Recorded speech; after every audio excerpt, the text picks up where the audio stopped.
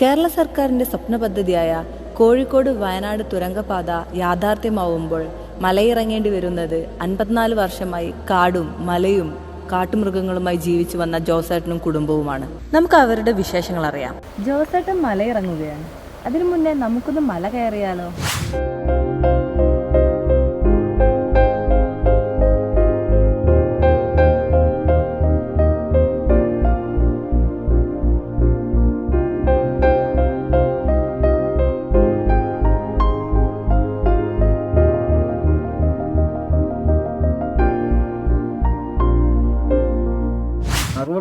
മുതൽ ഞങ്ങൾ ഇവിടെ താമസമുള്ളതാണ്.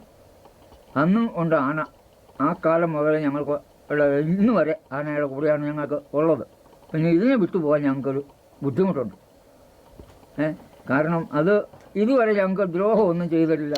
വന്നു ചക്കയും പറിക്കും മാങ്ങയും പറിക്കും, അത് വേറെ, അത് അവരുടെ ഏരിയ തിന്നും. അതെ. പിന്നെ അപ്പുറത്തൊക്കെ തെങ്ങ് നിൽപ്പുണ്ട്, അവിടെ എല്ലാം തല്ലിപ്പറിച്ച് അവിടെ ഇട്ടുണ്ട്. നമ്മുടെ ഞങ്ങൾ വന്നിട്ട് തെങ്ങും ഒന്നും തൊട്ടിട്ടേ ഇല്ല. അയാൾ നമ്മളെ കാണുമ്പം കഴിഞ്ഞ പ്രാവശ്യമൊക്കെ കന്നാലിയുടെ കൂടെ ഇതുപോലെ പുല്ലും പറിച്ചുകൊണ്ട് പോവുക പുള്ളിക്കാട്ടി കൊടുക്കാൻ.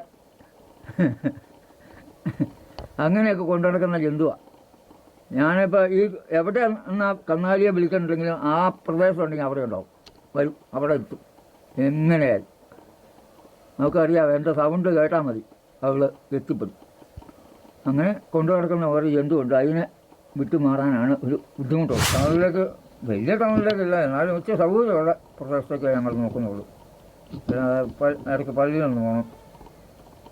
അങ്ങനെ ഉള്ള ഉച്ച സൗകര്യമുള്ള വെള്ളവും വഴി വണ്ടി മുറ്റത്ത് വരാനും ഇത്രയും പ്രായമായി. ഇനി ഇതുപോലെ നടക്കാൻ എന്നെ കൊണ്ടാവില്ല. കാലത്തെ പോലെ അല്ലല്ലോ ഇനി, പ്രായം കൂടി വരുമല്ലേ. അതുകൊണ്ട് ആണ് ആ ചിന്ത. പാലമാണ്. ഇപ്പം 5 കൊല്ലം കൂടായില്ല, നമ്മൾ 5 വർഷമായി സ്ഥിരം ഞങ്ങൾ ഉണ്ടാക്കുന്നതാണ്.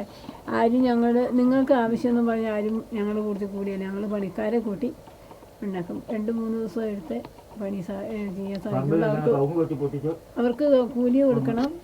അങ്ങനെയാണ് ഞങ്ങൾ പണിയുന്നത്. അത് ടൂറിസ്റ്റുകൾ വന്ന് ചവിട്ടി പിടിച്ച് അത് കളയും.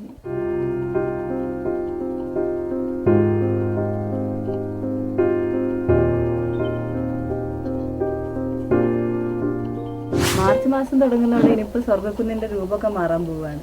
ഇനിയിപ്പോൾ ഇവരൊക്കെ കാണണമെങ്കിൽ വേറെ ഏതെങ്കിലുമൊക്കെ നാട്ടിൽ പോയി കാണേണ്ടി വരും.